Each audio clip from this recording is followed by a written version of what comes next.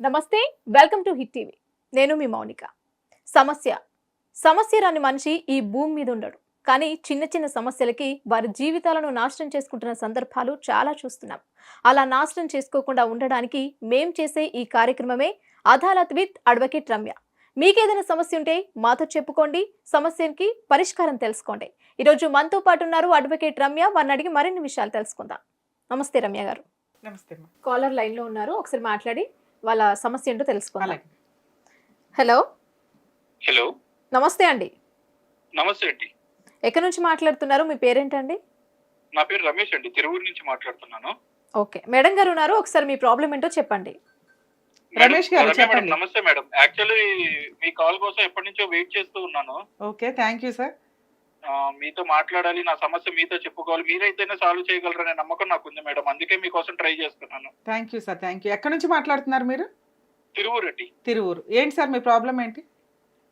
Madam, అది నేను ఒక మర్డర్ కేసులో ఇరుక్కున్నాను. ఓ ఆ, అది దాని గురించి మీతో మాట్లాడాలి. ఎవరు నాకు న్యాయం చేయట్లేదు మేడం. ఎవరిని సలహా అడిగినా కూడా నువ్వే తప్పు, నీదే తప్పు, నీదే తప్పు అంటున్నారు. సార్ ఇంత కొంచెం పెద్ద క్రిమినల్ మీరే నాకు- కేసుల గురించి మీరు ఫోన్ లో మాట్లాడాలి అనుకుంటున్నారా? అవును మేడం, అవును ఎందుకంటే ఇది కొంచెం మీరు ఈ రోజు మాట్లాడేది గబుకుని ఒకవేళ ఆ కేసుకి సంబంధించిన వాళ్ళు ఎవరైనా వింటే మీరు ఇక్కడ హానెస్టీగానే మాట్లాడాల్సి వస్తుంది. ఎందుకంటే మీరు నిజం చెప్పకపోతే నేను ప్రాపర్ సజెషన్ ఇవ్వలేను. సో మీరు మేడం, నిజం చెప్పారు అంటే తప్పకుండా అది మేడం. మీకు నేను ఒకసారి అడిగిన ప్రతిదానికి నేను చెప్తాను మేడం. అసలు ఏం సార్ జరిగిందో రమేష్ కూడా గారు మీకు ఒక్క నేను నిమిషం చెప్పుకుంటాను. వినండి. మీరు ఒకవేళ నిజం చెప్తే కొన్ని సందర్భాల్లో అవి కేసు మీద ఎఫెక్ట్ పడడానికి అవకాశం ఉంది.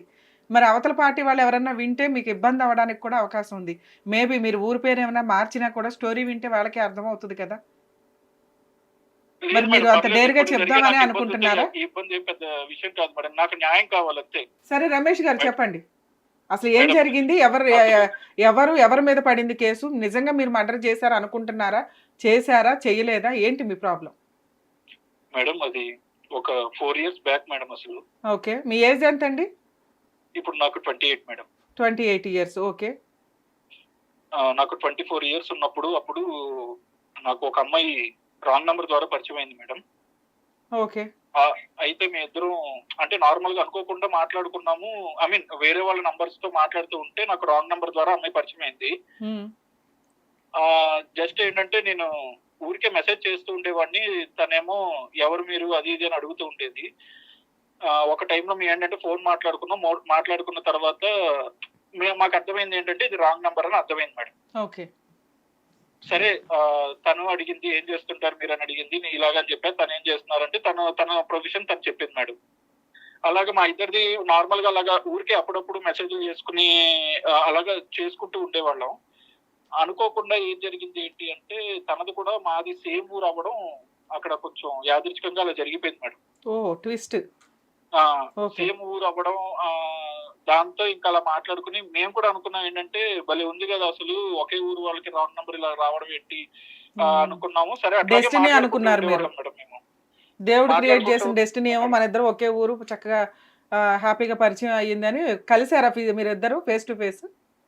లేదు మేడం, లేదు. అది అలాగా మాకు ఒక 6 months అయింది మేడం. 6 ఓకే, months ఫోన్ లోనే 6 months కంటిన్యూ అయ్యింది. చాటింగ్ లేదా ఫోన్ లో మాట్లాడుకోవడమే మేడం. ఓకే. అలాగా మీ ఇద్దరు మాట్లాడుకుంటూ ఉన్నాం. మీరు అడిగినట్టే యాక్చువల్లీ నేను అన్నాను ఒకసారి కలవచ్చు కదా, ఒకే ఊర్లో ఉన్నాం మనం, ఒకసారి కలిస్తే ఏంటి ప్రాబ్లం అని అడిగితే అప్పుడు వినాయక చవితి టైం మేడం. నేను అడిగినట్టే ఏముందయ్యా, అది సహజంగా ఎవరన్నా మళ్ళీ మధ్యలో నన్ను ఎందుకు ఇన్వాల్వ్ చేస్తావు? పైగా మర్డర్ కేసు అన్నావు పక్కన. ఓకే.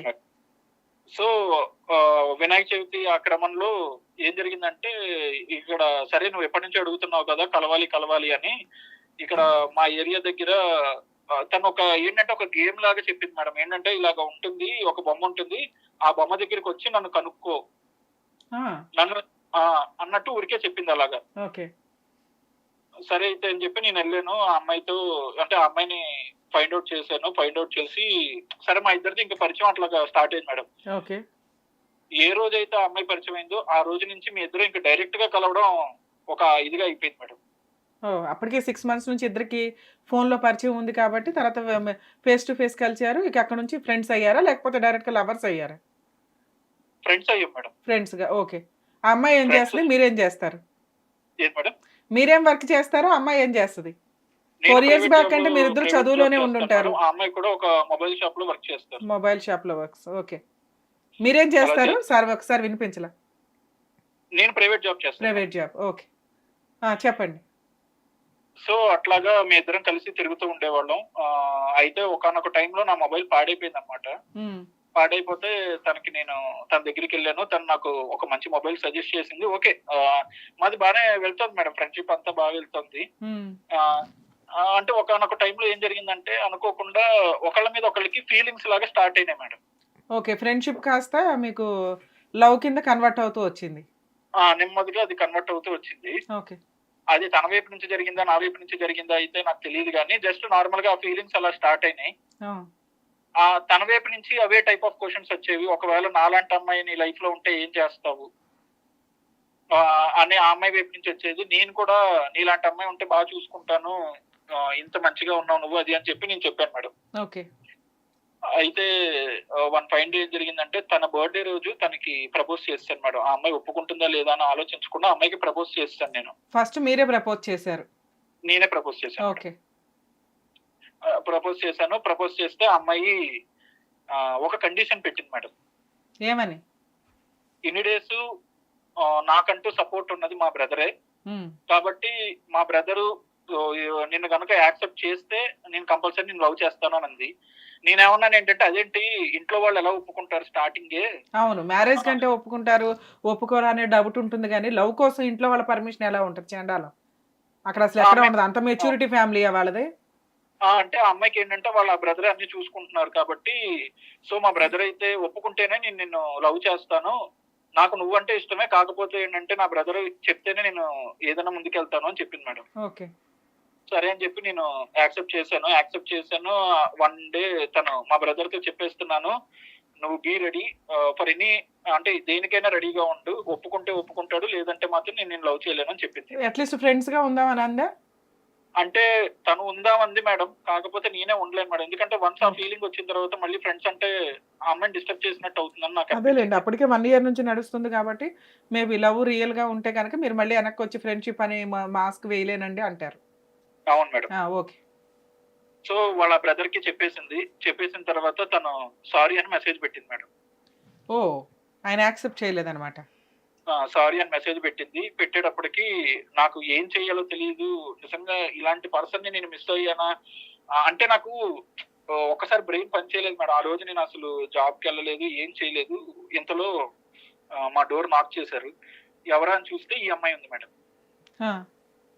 ఈ అమ్మాయి వచ్చి హగ్ ఇచ్చి, "నేను ఊరికే ప్రాంక్ చేశాను. మా బ్రదర్ ఒప్పుకున్నారు. సో మనిద్దరం లవ్ చేసుకుందాం" అని చెప్పింది మేడం. ఓర్ని. సరే ఇందులో ఇంకా అనేటప్పటికి హ్యాపీ ఫీల్ అవ్వచ్చు తను కదా! అప్పుడే చెప్పింది మేడం. నాకు ట్విస్ట్‌లంటే ఇష్టము, లేదంటే గనక సర్ప్రైజ్‌లంటే ఇష్టము, ప్రాంక్‌లంటే ఇష్టము. సో నన్ను నువ్వు భరించాలని కూడా చెప్పేది. ఓకే. సరే నేను కూడా ఓకే. అంటే ఇట్లాగా మంచి టాకటివ్ పర్సన్స్ ప్లస్ కొంతమంది ఇలాగా ఉంటే కూడా బావుంటుంది గదా! అని అమ్మాయిలకి అలాంటివి ఉంటే క్వాలిటీస్ బావుంటాయి. నాకు నచ్చుతాయి మేడం. అందుకే మీ ఇద్దరు ఒకటయ్యారు. ఓకే.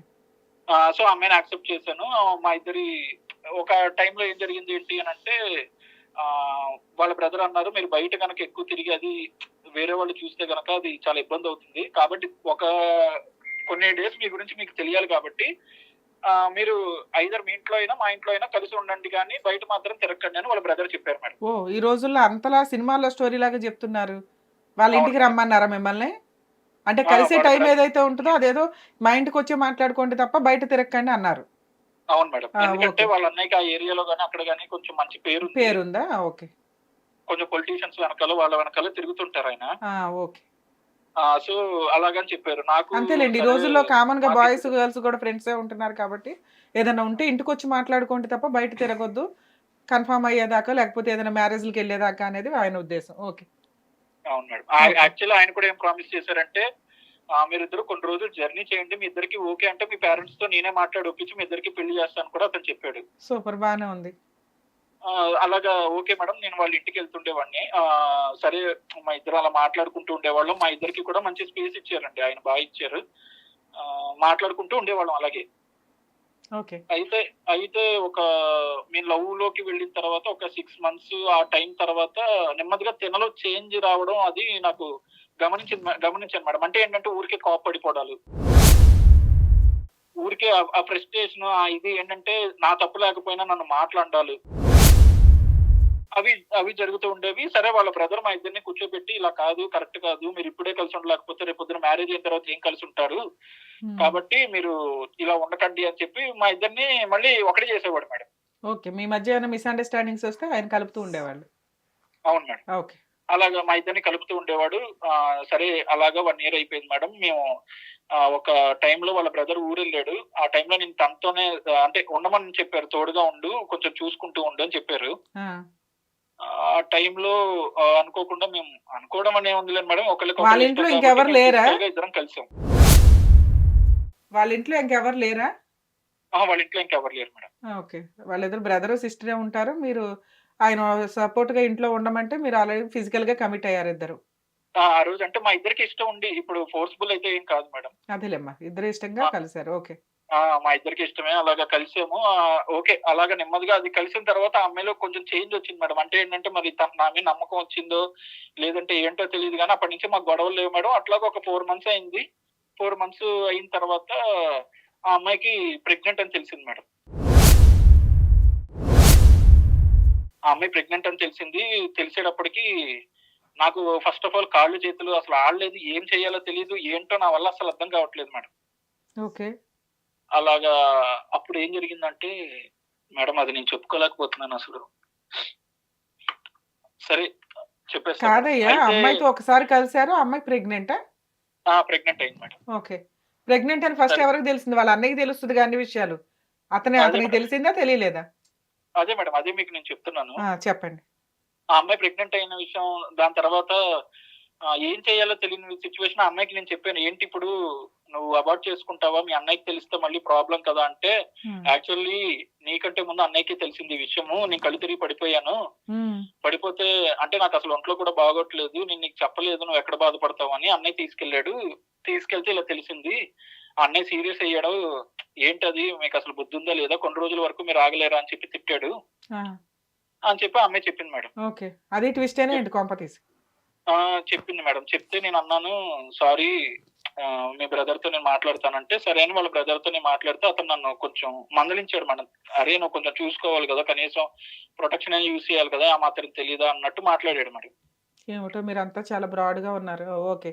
తర్వాత? స మేడం అంటే నేనన్నాను సారీ ఇంకోసారి ఇలా జరగదు అని అంటే, సరేలే ఇప్పుడు మీ పేరెంట్స్‌కి మరి చెప్పేద్దామా? మరి మీ ఇద్దరికీ పెళ్లి చేయాలి గదా! అన్నట్టు మాట్లాడాడతను. ఓకే.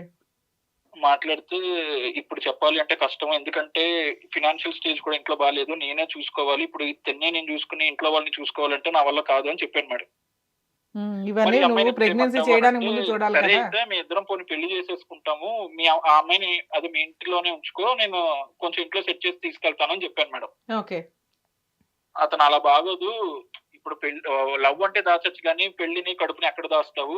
గబుక్కున దీన్ని బయటికి తీసుకెళ్లాలన్నా కూడా కడుపు చూసి ఇది చాలా వరస్ట్‌గా ఉంటుందని చెప్పాడతను. హ్మ్. నిజంగా నా మంచి కోసం అతను చాలా నిలబడ్డాడు మేడం. నిలబడ్డాడు. నేను అది నేను యాక్సెప్ట్ చేస్తాను కూడా. ఓకే.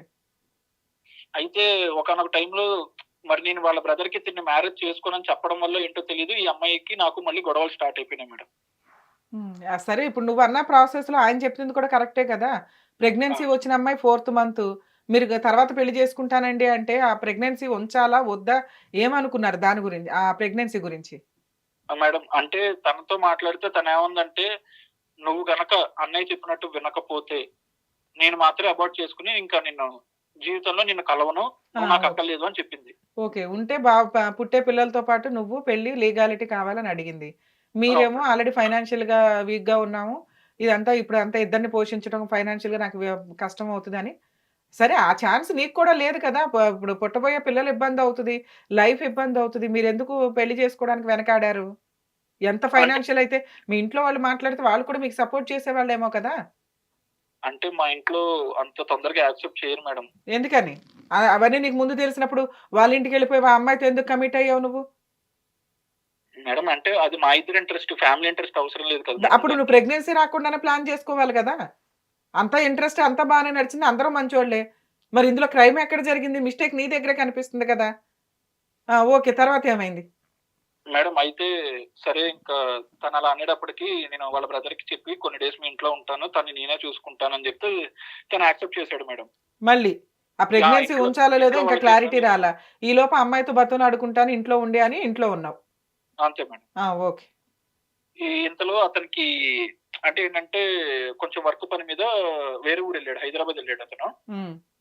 హైదరాబాద్ వెళ్ళేటప్పటికి సరే అని చెప్పి మీ ఇద్దరు మాట్లాడుకుంటున్నాం. అమ్మాయికి కొంచెం గొడవ, అంటే నాతో గొడవ పెట్టుకోవడం, నువ్వు పెళ్లి చేసుకుంటావా లేదా అనడం. మా అన్నయ్య వచ్చే లోపల నువ్వు ఏదో ఒక డెసిషన్ చెప్పాలి, లేకపోతే ఇంకా బాగోదు అని చెప్పి నన్ను అడుగుతూ ఉండేది ఆ అమ్మాయి. అదే ఆవిడ కంగారు ఆవిడకుంది. ఓకే. అంటే నేనేమో కొంచెం కన్విన్స్ చేసుకుంటూ వచ్చేవాడిని మేడం. ఈ క్రమంలో ఏంటంటే ఆ అమ్మాయికి నాకు గొడవ అవ్వడం వల్ల ఆ అమ్మాయి తన ఫ్రెండ్ ఎవరో ఒక అబ్బాయి ఉన్నాడు. హ్మ్. ఆ అబ్బాయితో చాట్ చేస్తూ ఉండేది. అతనికి ఈ విషయాలన్నీ చెప్తూ ఉండేది. ఓహో!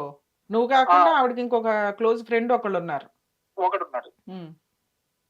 చెప్తూ అతనెలా చెప్తూ పరిచయం? ఉండేది. ఈ కాలేజీలో అమ్మాయి పరిచయమా? ఇలా ఆయన కూడా జరిగింది, ఆన్‌లైన్ పరిచయమేనా? అది అని మాట్లాడుతూ ఉండేది. సరే అని చెప్పి రమేష్ గారు. నేనేం రమేష్ గారు రమేష్ గారు అతనెలా పరిచయం ఆవిడకి? కాలేజీ ఫ్రెండా? లేకపోతే ఆవిడకి ఆన్‌లైన్ పరిచయమా? లేకపోతే ఆ షాప్‌లో పరిచయమా? స్కూల్ ఫ్రెండ్ అని చెప్పారు మేడం. స్కూల్ ఫ్రెండ్ అందా? ఓకే. స్కూల్ ఫ్రెండ్ అన్నారు. ఒక 2, 3 టైమ్స్ నేను కూడా కలిసాను. హుహు. ఓకే. ఒక 2, 3 టైమ్స్ నేను కలిసాను. బట్ సరే ఓకే. ఫ్రెండ్ అంటే ఇప్పుడు నాకు ఫ్రెండ్స్ ఉంటారు కదా మేడం. అందుకని దాన్ని అంత పెద్దదిగా నేను తీసుకోలేదు. హ్మ్. అయితే అదే టైంలో అతనితో మాట్లాడుతూ ఉండేది. అంటే లైక్ అతనితో నాకు అంత కన్ఫర్మ్‌గా తెలిసేది కాదు. హ్మ్. అయితే ఒకానొక టైంలో ఏం జరిగిందంటే తను చాట్ చేసేసి పక్కన పెట్టేసి వెళ్ళిపోయినప్పుడు ఇది అసలు ఎవరితో చాట్ చేస్తోంది? ఏంటి? అని చెప్పి నేను వెళ్లి తన మొబైల్ చెక్ చేశాను మేడం. ఓకే. ఇది తప్పా? రైటా? అనేది నాకు తెలీదు. బట్ ఆ టైంలో మైండ్ పని చేయలేదు మేడం. నాకసలు ముందు ఎందుకు బయట వాళ్ళకి చెప్తోందా? లేదంటే ఏంటి? నన్ను వదిలేయడానికి చూస్తోందా? అనే ఒక భయం అయితే నాకు కొంచెం క్రియేట్ అయింది. ఓకే. సరే అని చూస్తే దాంట్లో ఒక మెసేజ్ నన్ను చాలా అంటే చాలా బాధపెట్టింది మేడం. ఏమనుంది మెసేజ్? ఆ మెసేజ్ ఏంటంటే, ఇప్పుడు మన బిడ్డకి తండ్రి వాడని ఎలా ఒప్పించాలి?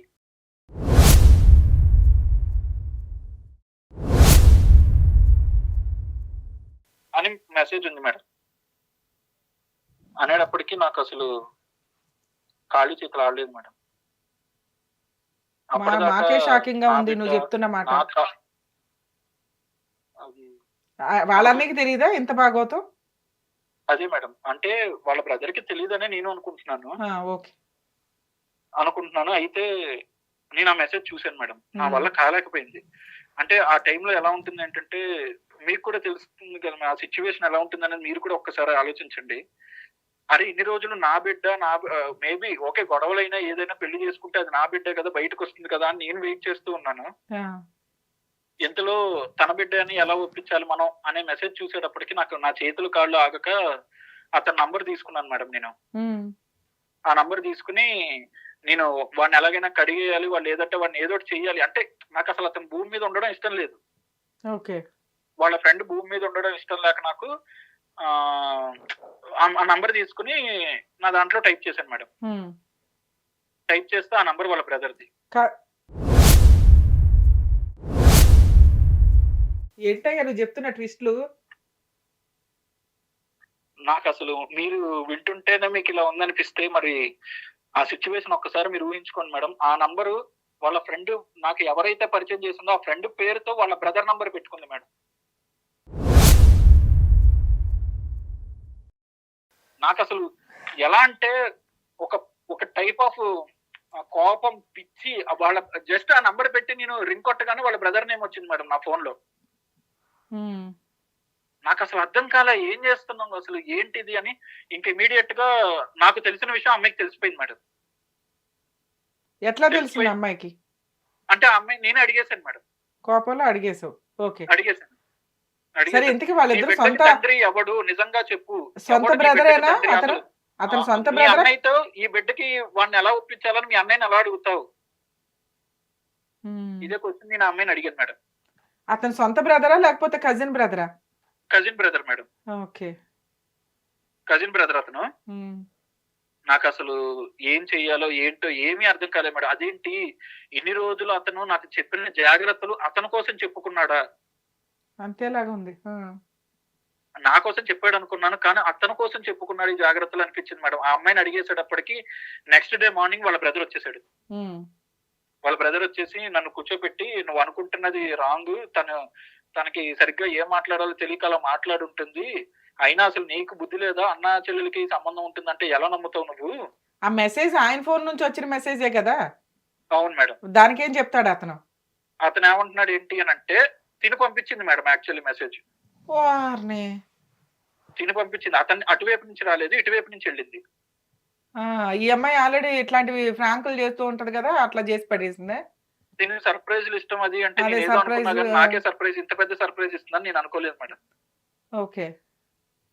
సరే నాకు ఏం చేయాలో అర్థం కాలేదు. ఈ టైంలో అతను అన్నాడు, "నాకు కొంచెం టైం దీన్ని సెట్ చేస్తాను" అని వాళ్ళ బ్రదర్ చెప్పాడు. ఉమ్, నేను నువ్వే ఎఫ్ఐఆర్ పెట్టుకుని చెప్తోంది అసలు మీ సిస్టర్ అని చెప్పడానికి కూడా నాకు సిగ్గేస్తోంది అసలు. ఉమ్, ఆ అమ్మాయితో నువ్వే ఎఫ్ఐఆర్ పెట్టుకుని మళ్ళీ నువ్వు నాకు సెట్ చేసేది ఏంటంటే, "లేదు నేను సెట్ చేస్తాను, నువ్వు వెయిట్ చేయి వెయిట్ చేయి వెయిట్ చేయి వెయిట్ చేయి" అని చెప్పుకుంటూ వచ్చారు మేడం నాకు.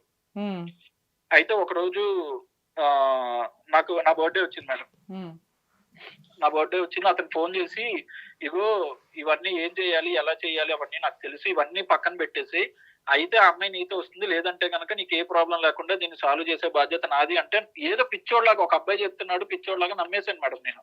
ఓకే. వెళ్ళేటప్పటికి కేక్ అరేంజ్మెంట్స్ అన్ని జరిగాయి. అంతా అంటే ఆ అమ్మాయి లోపల ఉంది. ఎందుకు అంటే, అదే ఆ అమ్మాయి ఇట్లాగా బాధపడుతుంది, సో అండ్ సో అది అని అతను చెప్పాడు. ఉమ్, అని అంటే, "సరే పిలువు, ఇంకా నేను మాట్లాడతాను, దీన్ని ఏదో ఒకటి మనం ఫినిష్ చేయాలి ఈ రోజు. నా బర్త్డే కంటే ముందు దీన్ని ఇది చేయాలంటే నీ బర్త్డేకి నేను గిఫ్ట్ ఇస్తాను కదా" అన్నాడు. ఓకే. అన్నాడు కదా అని చెప్పి సరే అని చెప్పి నేను నమ్మాను మేడం. ఓపెన్ గా చెప్తున్నాను కదా మేడం. దీన్ని మీరు అడగచ్చు, "అరే పిచ్చోడా ఇంత జరుగుతున్నాను, వాళ్ళ ఇంటికి మళ్ళీ బర్త్డేకి ఎందుకు వెళ్ళామని" మీరు అడగచ్చు. ఇప్పుడు మీ రియల్ గా మాకు అర్థం కాలే, ఆవిడ నిజంగా ప్రాంక్ చేసి మిమ్మల్ని ఏదో సర్ప్రైజ్ చేద్దాం అనుకొని చేసిందా, లేకపోతే రియల్ గా వాళ్ళిద్దరి మధ్య సంబంధం ఉందా? వాళ్ళిద్దరి మధ్య రియల్ గా సంబంధం ఉంది మేడం. ఉంది. ఓకే. మళ్ళీ మిమ్మల్ని మధ్యలో మ్యానిపులేట్ చేశారు. చేశారు మేడం. ఓకే. సో ఎట్లా అయినా మిమ్మల్ని ఒప్పించడానికి ట్రై చేశారు. నువ్వు ఒప్పుకుంటే అమ్మాయికి ఇచ్చి పెళ్లి చేస్తాను, లేకపోతే ఏం చేయాలో అది చూస్తాను అని చెప్పాడు అతను. అవును మేడం. ఓకే. సరే అని చెప్పి వాళ్ళ ఇంటికి వెళ్ళాను మేడం. వాళ్ళ ఇంటికి వెళ్ళాను. నా కోసం కేక్ అవన్నీ రెడీ చేశారు. సరే ఆ అమ్మాయి కూడా రెడీ వచ్చేస్తుంది, మనసేం బాగాలేదు, స్లోగా ఇది అవుతుంది. సరే ఈ లోపల అన్నీ మాట్లాడుతూ ఉన్నారు. మాట్లాడుతూ సరేలే, నాకు ఆయన మాటల్లో కొంచెం నమ్మకం వచ్చింది ఏంటంటే, ఈ ప్రాబ్లం సాల్వ్ అవ్వబోతోంది అన్నట్టు నాకు అనిపించింది మేడం. ఎందుకంటే పొలిటికల్ గా కూడా పవర్ ఉంది కాబట్టి. ఓకే. అవ్వబోతోంది. బట్ అతన్ని చూస్తేనే చిరాకు వచ్చేస్తుంది. అంటే ఒక అన్న ఇలా చేసాడేంటి అనే చిరాకు కూడా ఉంది మేడం. సరే సరే చాక్ తెచ్చుకో, ఈ లోపల అది వచ్చేస్తుంది, కేక్ కట్ చేద్దు అని అంటే, నాకు అసలు కట్ చేయాలని లేదంటే, "సరే ఇవన్నీ వదిలే, రేపు పొద్దున ప్రాబ్లం సాల్వ్ అయిపోతే ఇవన్నీ మాట్లాడతావా ఏంటి" అన్నాడు. సరే అని అదే ఇదిలో నేను వెళ్ళి చాక్ తీసుకొచ్చాను మేడం. ఓకే. ఆ అమ్మాయి కూడా ఈ లోపల వచ్చింది, బయటకు వచ్చింది ఆ అమ్మాయి కూడా. ఆ అమ్మాయి కూడా వచ్చింది. సరే అని చెప్పి నేను కట్ చేద్దాం అనుకున్నాను. ఈ లోపల డోర్ నాక్ అయింది మేడం. డోర్ నాక్ అయింది. ఈ అమ్మాయి కింద పడిపోయింది. ఏమైందా అని చెప్పి నేను ఓపెన్ చేస్తే బయట పోలీసులు ఉన్నారు. ఈ అమ్మాయికి అప్పటికే చేయి కట్ చేసేసుకుని ఉంది. ఆ నైఫ్ మీద నా వేలు ముద్రలు ఉన్నాయి. ఓహో, ఆవిడే చేయి కట్ చేసుకుంది. అవును మేడం.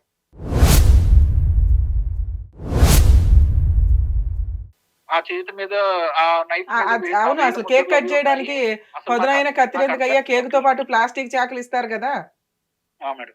మరి ఆ చాకు ఎందుకు తీసుకొచ్చారు మీరు కిచెన్ లో నుంచి? అంటే కిచెన్ లో అదొకటే చాకు ఉంది మేడం. వాళ్ళు అన్నారు అతను వాళ్ళ బ్రదర్ తీసుకొచ్చి నీకు ఇచ్చాడు దీంతో కేక్ కట్ చేయించని.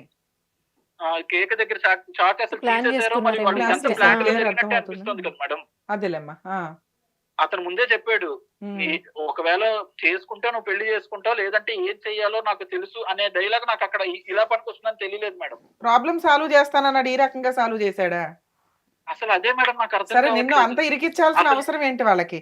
ఏముంది, మీ వెనకాల బ్యాక్గ్రౌండ్ లేదు, ఫైనాన్షియల్ గా లేదు. అంటే నన్ను భయపెట్టడానికి చేసే ప్రయత్నం లాగా ఉంది మేడం ఇది.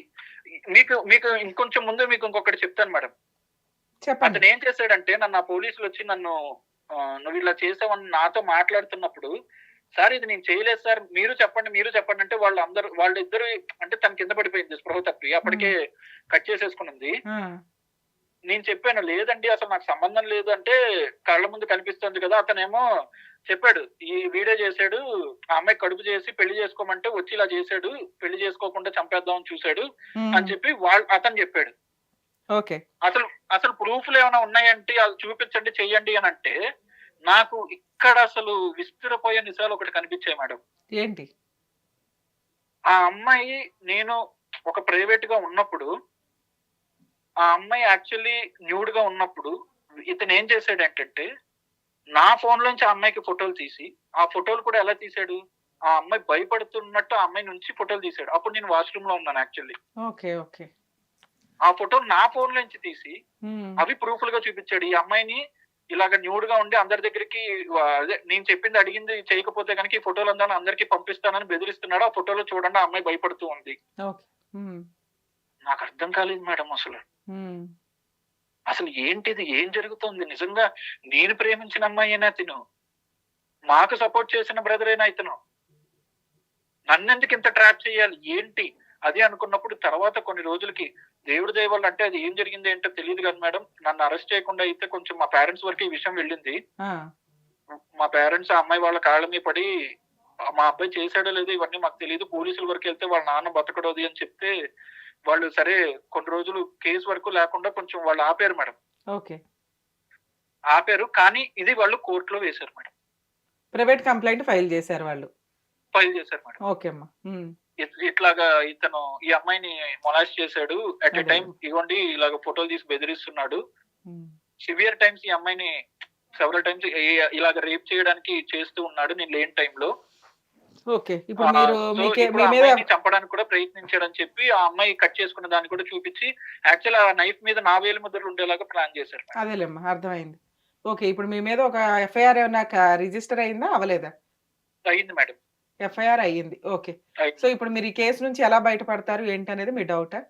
అవును మేడం. నేను హ్మ్. అస్సలు తప్పు చేయలేదు మేడం. ప్లీజ్ మేడం నన్ను అర్థం చేసుకో. ఏడవకండి రమేష్ గారు, మేడం చెప్తారు. వినండి ఒకసారి.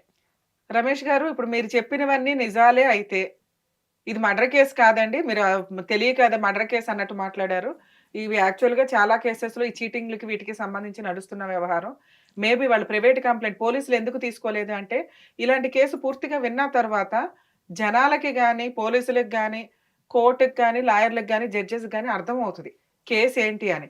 కానీ ఎప్పుడు కూడా ఎవిడెన్స్ మీదే డిపెండ్ అయ్యి ఉంటాయి జడ్జిమెంట్స్ గాని, కేస్‌ని ఎట్లా నడిపించాలి అని. మీరు అక్కడ ఆ సిట్యుయేషన్‌లో ఉన్న పోలీసులకి సీన్ అర్థమయ్యింది. ఆ అమ్మాయి ఇతన్ని ట్రాప్ చేసింది. ట్రాప్ చేసే వ్యక్తిని ఆటోమేటిక్‌గా ఫోర్స్‌బుల్‌గా మ్యారేజ్ చేసుకోవడం కోసమని బ్లాక్‌మెయిల్ చేస్తున్నారు అని. అందుకే వాళ్ళు కేస్ రిజిస్టర్ జేయల. మీకు అప్పుడే ఒక ధైర్యం రావాలి. మీరు బాధపడాల్సిన అవసరమే లేదు. ఎందుకంటే వాళ్ళు మీ మీద వేసినది ఒక ఫాల్స్ కేసు. ఆ కేసుని ప్రూవ్ చేయాలంటే కూడా వాళ్ళకి చాలా టైం పడతది. ఈ కేసులో ఉన్న మీకున్న ప్లస్ పాయింట్స్ వాళ్ళకున్న లూప్ హోల్స్ చెప్తాను. ఒకసారి వినండి సార్. మీరసలు భయపడాల్సిన అవసరమే లేదు. ఎందుకు అంటే అక్కడ వాళ్ళు చేసిన మెయిన్ మిస్టేక్స్ ఒకవేళ వాళ్ళు పోలీసులు కేసు తీసుకోలేదు కాబట్టి కామన్‌గా ప్రైవేట్ కంప్లెయింట్ ఫైల్ చేస్తారు.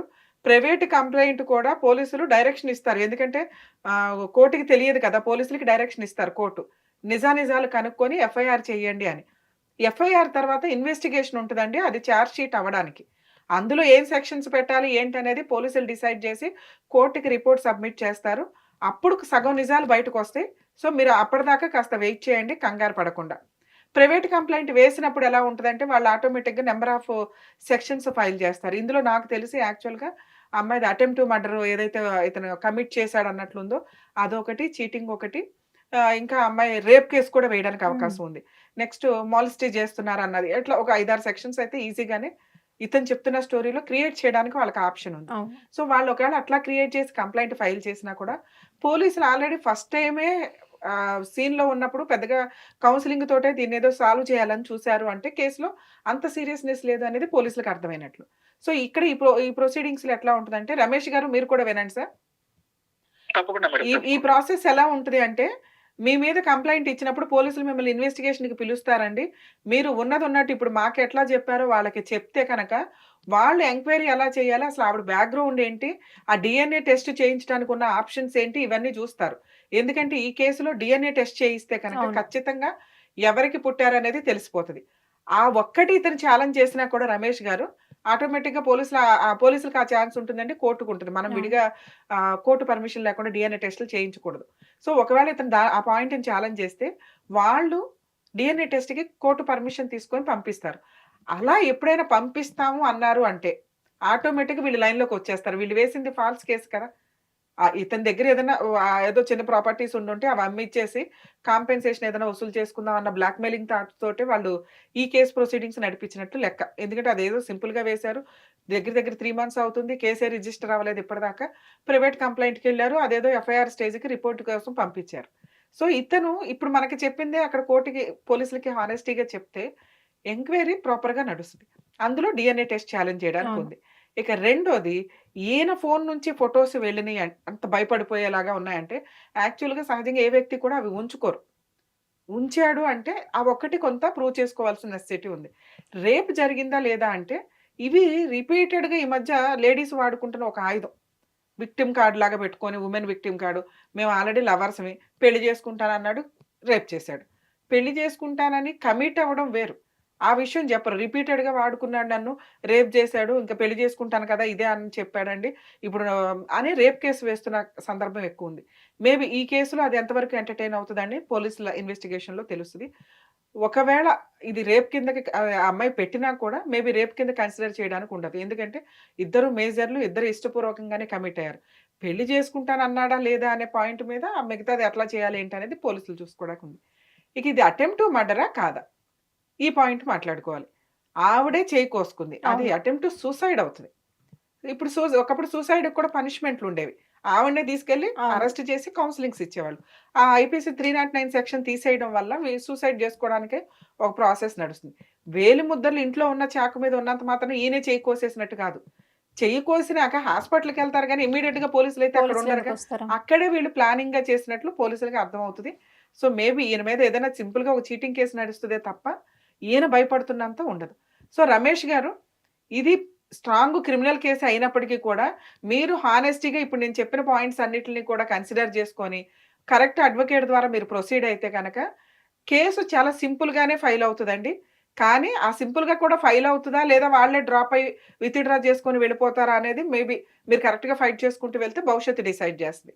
ఒకవేళ వాళ్ళేదైనా కాంపెన్సేషన్‌కి ఉన్నారు అంటే, మీరేదన్నా కోర్టుల చుట్టూ తిరగడం ఎందుకని సింపుల్‌గా ఏదైనా కాంపెన్సేషన్ మాట్లాడుకుంటే, మాట్లాడుకొని అక్కడితో ఆ దరిద్రం వదిలించుకోవడానికి ఇంకొక ఆప్షన్ ఉంది. లేదు మేడం నేను న్యాయం కోసం పోరాడతాను అంటే, ఇవన్నీ నిజాలు పోలీసులకి చెప్పి కోర్టులో కూడా మీరు కరెక్ట్‌గా ప్రొసీడింగ్స్ నడిపించుకుంటే గనక 100% మీరు గెలవడానికి ఎక్కువ ఆప్షన్ ఉంది. ఒకవేళ కోర్ట్‌లో కూడా రమేష్ గారు మీరు పెద్ద లాయర్‌లని పెట్టుకొని నేను ఫైట్ చేయలేనండి అంటే గనక, మీరు కోర్ట్‌కి వెళ్ళినప్పుడు గాని లేకపోతే పోలీస్ స్టేషన్‌కైతే మీకు అడ్వకేట్ అవసరం అంత ఉండదు. మేబీ ఎందుకంటే మీ కేస్ చాలా వీక్‌గా కనిపిస్తుంది నాకు ఉన్నంతలో. మీరు అంత ఏదో భయపడి అంతా చెప్తున్నారు గానీ అంత లేదు. పోలీసులు ఎప్పుడైతే కేస్ తీసుకోమన్నారో అవి చాలా వీక్ కేసెస్ కిందే లెక్క. సో, కోర్ట్ ప్రొసీడింగ్స్‌కొచ్చినప్పుడు మీరు గవర్నమెంట్ లాయర్‌ని పెట్టమని అడిగే రైట్స్ కూడా మీకుంటాయి. ఎందుకంటే మీరు ఫైనాన్షియల్‌గా క్రిమినల్ కేస్‌లో అడ్వకేట్స్‌ని మెయింటైన్ చేయలేము. మాకంత ఫైనాన్షియల్‌గా లేదండి అని మీకు అనిపిస్తే. ఏమైనా డౌట్స్ ఉన్నాయా సార్? హ్మ్. మేడం యాక్చువల్లీ ఒక చిన్న డౌట్ ఉంది మేడం. చెప్పండి సార్. మేడం యాక్చువల్లీ ఏంటంటే వాళ్ళేమంటున్నారు ఏంటంటే, మేమే విత్‌డ్రా చేసుకుంటాం కేసు. కాకపోతే ఒక కండిషన్‌కి ఒప్పుకోవాలి అని సూపర్. అడుగుతున్నారు. ఏంటి ఆ కండిషను? ఆ అబ్బాయి ఉంటాడు. నేను ఉండాలంట మేడం. ఎందుకు అసలు నువ్వెందుకు ఇంత మధ్యలో? ఆళ్ళకో కుటుంబం, ఒక వ్యవహారం నడుస్తుంది గదా! రిలేషన్ పరంగా చట్టం యాక్సెప్ట్ చేయని రిలేషన్‌లో వాళ్ళిద్దరూ ఉన్నారు కాబట్టి మిమ్మల్ని అడ్డు పెట్టుకొని వాళ్ళు ఫిజికల్ రిలేషన్ కంటిన్యూ జేయడానికా? అయ్యుండొచ్చు మేడం. అంతే. అలాగే ఎందుకంటే అయ్యుండొచ్చు. సో, దీనికి మీరేమనుకుంటున్నారు? నేనేమన్నానంటే, సరే పోనీ ఓ పని చేయండి. మీరే కలిసుండండి. నేనైతే ఉండను. నేనెళ్ళిపోతాను అంటే అవన్నీ కుదరదంటున్నారు. ఏం పర్లేదండి. ఇప్పుడు నేను చెప్పినట్టుగా ఫైట్ చేయండి. మీరొక్క డీఎన్ఏ టెస్ట్‌కి మీరు ఛాలెంజ్ చేసినా చాలు ఆ కేస్ ఆటోమేటిక్‌గా డిస్మిస్ అవుతది. అసలు ఎంటర్‌టైన్ చేయడానికి ఉండదు. ఎందుకంటే చార్జ్ షీట్ ఫైల్ చేయరు పోలీసులు. ఆటోమేటిక్‌గా కేస్ కోర్ట్‌లోనే డిస్మిస్ అవ్వడానికి ఉంది. ఇక్కడ మీకు క్లారిటీ అర్థమవుతుందా? మాక్సిమం ఇట్లాంటి కేసెస్‌లో ఇప్పుడు ఈయన చెప్పిన టాపిక్‌లో ఎట్లా ఉంటదంటే అండి, కొన్ని రిలేషన్స్ లీగాలిటీ యాక్సెప్ట్ చేయదు. ఓకే. ఈ రిలేషన్ వ్యక్తులు మ్యారేజ్ చేసుకోకూడదు. అంటే అన్న చెల్లెళ్ళు గాని ఆ రిలేషన్ వస్తున్న వ్యవహారాలు ఏవైతే ఉంటాయో అంటే తండ్రికి సంబంధించి ఆహ్, పిల్లలు ఇట్లా కొన్ని రిలేషన్స్ ఉన్నాయి. మనకు తెలుస్తూ ఉంటది ఎప్పుడు కూడా. ఈ రిలేషన్స్‌ని కోర్టు యాక్సెప్టే చేయదు. లీగాలిటీ ఉండదు దానికి. ఇప్పుడు మైనర్ మ్యారేజ్‌లు చేసుకుంటే ఎవరన్నా కంప్లెయింట్ ఇస్తే ఎట్లా క్యాన్సిల్ అది. ఇలాంటి పెళ్ళిళ్ళు చేసుకుందాం అనే వాళ్ళకి లీగాలిటీ ఇవ్వకుండా ఇమ్మీడియేట్‌గా ఎవరైనా తెలిసిన వ్యక్తులు రెస్పాండ్ అయినప్పుడు ఖచ్చితంగా దానికి లీగాలిటీ లేకుండా చేస్తారు. సో, ఒకవేళ ఆళ్ళిద్దరికి ఏదైనా అన్యాయం జరిగినా కోర్ట్‌కి వెళ్ళినా ఎటువంటి రిలీఫ్‌లు ఉండవు. కోర్టు యాక్సెప్ట్ చేయని రక్త సంబంధీకుల మధ్య వివాహాలు చెల్లవు. ఇది అలాంటిదే. ఎందుకంటే అతను ఆల్రెడీ కజిన్ బ్రదర్ అవుతున్నాడు అవును. ఓన్గా. సో వీళ్ళిద్దరి గురించి బయట సొసైటీకి ఇంకా తెలీదు, రిలేటివ్స్‌కి తెలీదు. ఆ అమ్మాయి ఇక్కడ ఆల్రెడీ ఏదో షెల్టర్ తీసుకొని అతని దగ్గర ఏదో జాబ్ పర్పస్ మీద కొంతకాలం నుంచి ఉంటుంది. ఈలోపు ఇతను ఆన్‌లైన్‌లో పరిచయం అయ్యాడు. వీళ్ళ మధ్య రిలేషన్ నడుస్తుంది. వాళ్ళ మధ్య రిలేషన్ మెయిన్‌గా ఆల్రెడీ ఉంది. అవును. వీళ్ళిద్దరూ సొసైటీ కోసం పెళ్లి చేసుకోవాలి అని ఈయన వాడుకుంటున్నారు వాళ్ళు. వాళ్ళిద్దరికీ ఫిజికల్ రిలేషన్ కంటిన్యూ అవ్వాలనేది వాళ్ళ ప్లాన్. సో అది సొసైటీ యాక్సెప్ట్ చేయదు, లీగాలిటీ యాక్సెప్ట్ చేయదు కాబట్టి ఈయన్ని ఒక పెపెట్ లాగా వాడుకోవాలన్న ఉద్దేశంతోటి వాళ్ళు బిహేవ్ చేస్తున్న విధానం. ఇతను ఆల్రెడీ ఆ ఊబిలో నుంచి బయటపడటమే చాలా బెస్ట్ ఆప్షన్. ఎందుకంటే కేసు కోసం భయపడి ఆ అమ్మాయిని పెళ్లి చేసుకుంటే కనుక జీవితకాలం నరకం అనిపించాలి. అవును. ఇదే కేసు ఫైట్ చేస్తే ఇలాంటి తప్పు చేసిన వాళ్ళకి చెప్పు తీసుకొట్టినట్టు ఉంటుంది. అవును. రమేష్ గారు మీరు లీగల్‌గానే ప్రొసీడ్ అవ్వండి. నేను చెప్పినట్లుగా మీరు ప్రొసీడ్ అయితే ఇది స్టార్టింగ్‌లోనే మేబీ వాళ్ళు విత్‌డ్రా చేసుకొని వెళ్ళిపోవడానికి 100% ఛాన్స్ ఉంది. Thank you madam. Thank you so much. మీరు మాట్లాడిన తర్వాత ఒక హోప్ వచ్చింది. యాక్చువల్లీ ఏంటంటే మా ఏరియాలో అతనికి పొలిటికల్ అదే పవర్ ఉండడం పొలిటికల్‌గా వల్ల ఉంది ఎవరిని అనే మీ అడిగినా భయం కూడా తప్ప నువ్వే తప్పు చేసావు, నువ్వే తప్పు చేసావు అంటున్నారు. ఇందులో తప్పేమీ లేదమ్మా. ఆల్రెడీ మీరు ఒక హానెస్ట్‌గా ఒక అమ్మాయిని లవ్ చేశారు. వాళ్ళే మిమ్మల్ని చీట్ చేశారు. అసలు రివర్స్ అయితే మీకంటూ లా అంటూ ఉంటే కనుక మీరే అసలు ఎదురు రివర్స్ కేస్ వేసేవాళ్ళు. సో, మేబీ మీకు ఆ ఛాన్స్ లేదు కాబట్టి వాళ్ళేసిన ఫాల్స్ కేసు నుండి ఇప్పుడు నేను చెప్పినట్టుగా ధైర్యంగా బయటపడండి. ఎటువంటి రాంగ్ డెసిషన్స్ తీసుకోవద్దు. ఎందుకంటే అతనికేదో పొలిటికల్ బ్యాక్‌గ్రౌండ్ ఉంది. ఎనకాల ఏదో తిరుగుతున్నారు అది ఇది అనుకుంటే ఇవన్నీ కూడా పొలిటికల్ పార్టీలు ఈరోజు ఉంటే రేపు ఉండవు. వీళ్ళ బ్యాక్‌గ్రౌండ్‌లు కూడా అంతే. వాళ్ళు ఆల్రెడీ రాంగ్ చేశారు. ఇన్ కేస్ మీకు ఇది ఇంకా కంటిన్యూ అవుతది అనుకుంటే మీరు అసల డీఎన్ఏ టెస్ట్ అయిపోయిన తర్వాత మీడియా సపోర్ట్ తీసుకుంటే కూడా ఇలాంటోళ్ళు ఖచ్చితంగా కేసు విత్‌డ్రా చేసుకొని వాళ్ళు తప్పు ఒప్పుకొని వాళ్ళు వెనక్కెళ్ళిపోవడానికి ఎక్కువ అవకాశం ఉంది. మీరు ధైర్యంగా ఉండండి రమేష్ గారు. Thank you madam. Thank thank you you so అండి. Much madam. మేడం ఇలాంటి కేసులో అసలు ఈయన ఎళ్లి అంటే పోలీసు వాళ్ళకి చెప్పొచ్చు కదా! అంటే ఇలా చేస్తున్నారు అలా ఏంటి చెప్పారు అని. కాబట్టి ఆయన మీద కేసు రిజిస్టర్ అవ్వలేదండి. హ్మ్. యాక్చువల్‌గా నిజంగా క్రైమ్ అయితే పోలీసులకి ఇవన్నీ కూడా తెలిసిపోతాయి ఓకే. వెంటనే. వాళ్ళు అవును. ఆటోమేటిక్‌గా కేసు రిజిస్టర్ చేసేవాళ్ళు. వాళ్ళకి సీన్ అర్థమైంది ఇతన్ని బ్లాక్‌మెయిల్ చేస్తున్నారు వాళ్ళని.